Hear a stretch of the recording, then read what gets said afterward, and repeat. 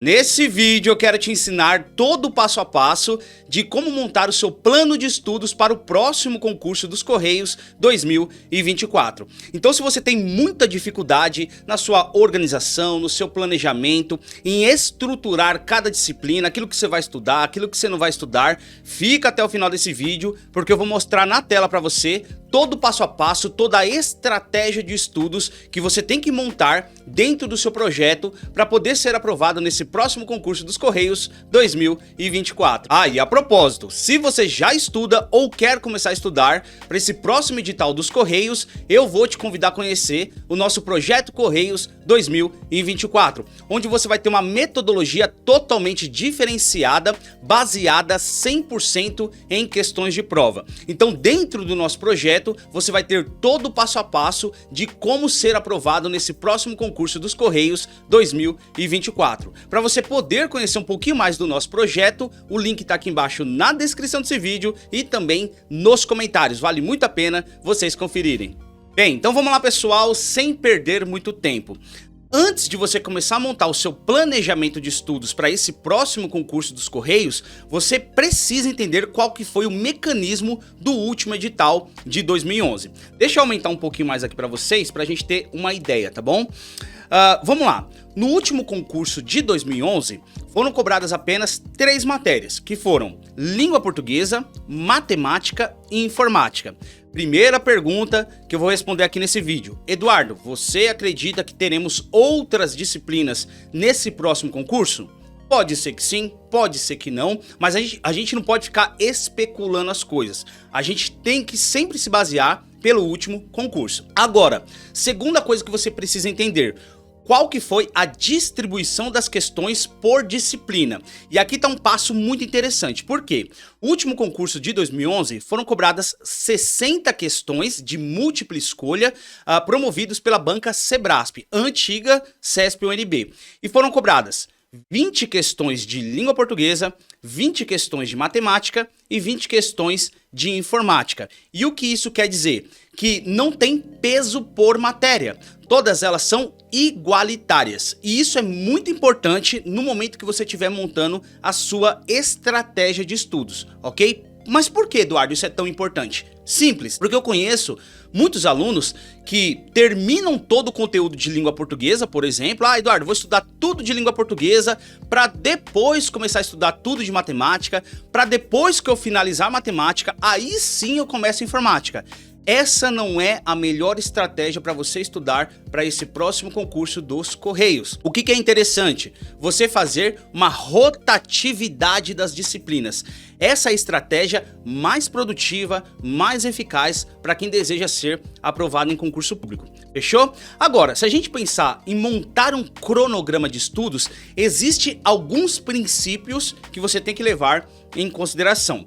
Primeiro princípio: qual é o tempo que você tem para poder se dedicar aos seus estudos? É 1 hora? É 2 horas? É 4 horas? É 6? É 10 horas? Quantas horas você tem para poder estudar para esse próximo concurso dos Correios? Inclusive, eu quero que todos vocês deixem, depois que acabar esse vídeo, aqui embaixo nos comentários, qual que é a sua carga horária de estudos para esse concurso dos Correios, fechou? Mas a minha indicação para você, como nós temos apenas 3 disciplinas, é que você estude no mínimo de 2 a 3 horas por dia, ok? Mas, Eduardo, eu tenho 6, eu tenho 8, eu tenho 12 horas para estudar. Aí a estratégia é um pouco mais diferente e eu vou falar daqui a pouquinho, ok? Mas para meros mortais, né, que tem família, que tem filho, que trabalha fora, que tem faculdade, enfim, e quer estudar para o concurso dos Correios, o ideal é de 2 a 3 horas. Agora, como que você faz a distribuição de rotatividade dessas disciplinas? Simples, vou dar uma aumentada aqui no nosso cronograma para ficar mais simples, tá? Então vamos lá, deixa eu colocar aqui dia 6/1 para ficar melhor. Beleza, então suponhamos que você vai começar a estudar aqui na data da gravação desse vídeo, dia 6 de janeiro de 2024. Eu indico para você estudar uma matéria por dia, nada mais, nada menos, para você que tem de 2 a 3 horas dentro da sua carga horária de estudos. Então, por exemplo, vou colocar aqui língua portuguesa para poder estudar. Mas não é simplesmente você colocar a matéria. Então, por exemplo, eu posso colocar aqui no dia 6, língua portuguesa, no dia 7, matemática e no dia 8 eu vou colocar informática. Fechou? Então eu coloquei uma matéria por dia e depois eu vou fazendo a rotatividade. Como assim, Eduardo? No dia 9, língua portuguesa, deixa eu colocar aqui, língua portuguesa. No dia 10, matemática. E no dia 11, informática, tá? Deixa eu dar uma diminuída aqui só pra vocês darem uma olhada, ó. Então ficou assim, ó. Deixa eu colocar aqui, aí, ó. Dia 6, português. Dia 7, matemática. Dia 8, informática. Depois você vai fazendo a rotatividade novamente. Português, matemática e informática. De segunda a sábado, ok? No domingo você vai fazer a organização dos seus estudos. Eduardo, tem redação nesse concurso dos Correios? Não, pelo menos por enquanto. No último edital de 2011 não foi exigido redação, graças a Deus, né? Mas nada impede que nesse próximo concurso tenhamos sim a redação.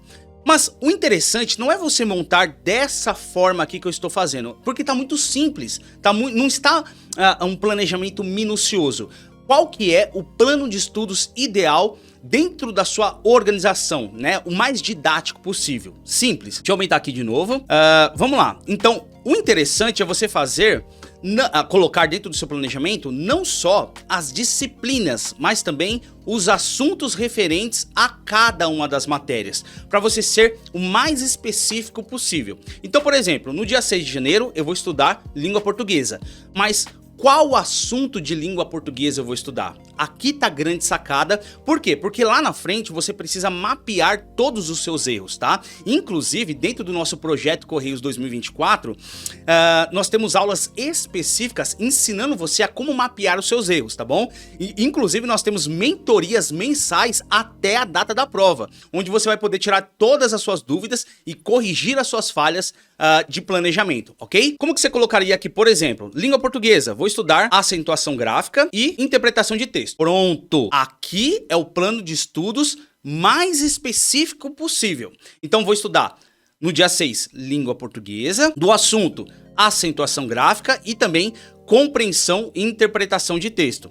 Fechou? Agora, no dia 7, o que eu vou estudar de matemática? Vou estudar, sei lá, números reais e também expressões numéricas. Ok, então você tá vendo, né, você tá percebendo que a gente não tá colocando matérias genéricas, né? Então, português, matemática e informática, depois repete, português, matemática e informática. Não, a gente tá sendo o mais específico possível para que lá na frente a gente consiga mapear o nosso desempenho. Porque uma coisa é interessante, deixa eu colocar só aqui informática só pra gente fechar esse assunto. Por exemplo, vou estudar sistemas operacionais. Pronto, posso colocar só sistemas operacionais. Eu indico você não colocar mais que 2 assuntos por dia, tá? Dependendo muito do material que você tem, ok? Mas eu não recomendo que seja mais que 2 assuntos para não sobrecarregar os seus estudos aí, fechou? Agora presta atenção, olha só que interessante, pessoal. Quando você coloca dessa forma, lá na frente você consegue mapear qual que é a sua eficiência, a sua produtividade nas questões de prova. Porque uma coisa é o seguinte, Eduardo, eu estou indo muito bem em matemática. Fechou? Ah, sério? Você está indo muito bem em matemática? Sim, estou indo muito bem em matemática. Quantos por cento você tá tirando? Eduardo, eu tô na casa ali dos 80 a 85% de desempenho nas questões de prova. Fechou. Mas, porém, contudo, suponhamos que eu pergunte pra você assim, ó. No assunto de números reais, qual que é o seu desempenho? Vixe, Eduardo, não sei falar isso pra você. Mas como que você não sabe falar? Você tá entendendo? Para você medir a sua eficiência, para você medir se você tá evoluindo ou não nos seus estudos, você precisa entender qual que é a produtividade que você está tendo em cada um dos assuntos e não na matéria simplesmente como um todo. Por quê? Porque você pode estar indo muito bem como um todo, mas a banca organizadora cobra um assunto muito específico na prova e é cobrado recorrentemente. E justamente naquele assunto você está indo mal pra caramba. Você tá entendendo? E se você tá indo mal pra caramba, você precisa corrigir aquele assunto para que você possa gabaritar na sua prova. Mas como que você vai saber isso? montando seu planejamento e criando um banco de dados conforme você vai fazendo muitas questões de prova. Inclusive, na nossa planilha aqui, tem justamente isso, né? Tem campos aqui, por exemplo, de simulado, onde você vai preenchendo isso daqui e ela, na verdade, você preenche a sua pontuação e ela faz toda a estatística aqui de forma automatizada. Tem a parte de conteúdo, eu não preenchi nada aqui, mas nessa parte aqui, nessa tela, a nossa planilha automatizada mede o seu desempenho não só na matéria como um todo, mas também o desempenho de cada assunto, tanto de português, quanto de informática, quanto de matemática. Aí você consegue ver quais são os pontos que você precisa melhorar, ok? Mas, Eduardo, eu não tenho essa planilha, eu não tenho condições de entrar dentro do seu projeto Correios 2024. Não tem problema. Dá para você montar esse esquema aqui na caneta e no papel mesmo, tá? Pega uma caneta, pega um papel e cada vez que você for fazendo questões de prova, você coloca lá, língua portuguesa, sei lá, 20 questões, acertei 18, errei 2. Aí vai lá e coloca a porcentagem daquele assunto. Informática, eu tava estudando sistemas operacional Windows, né? Fiz 10 questões, acertei 5 e errei 5, tive 50% de desempenho. Vai anotando à mão. Eu sei que é mais trabalhoso, né? A nossa planilha aqui faz essa automatização para você, né? E ela está dentro do nosso projeto Correios, mas é muito importante, independentemente se você tem ou não essa planilha, se você vai fazer ou não na mão, montar esse planejamento fazendo esse tipo de rotatividade para você melhorar cada vez mais o seu desempenho em cada uma das matérias. Agora, se a gente fosse continuar aqui, como que ficaria? A gente estudou dia 6 português, dia 7 matemática e dia 8 informática, certo? Depois você vai fazer a rotatividade, ok?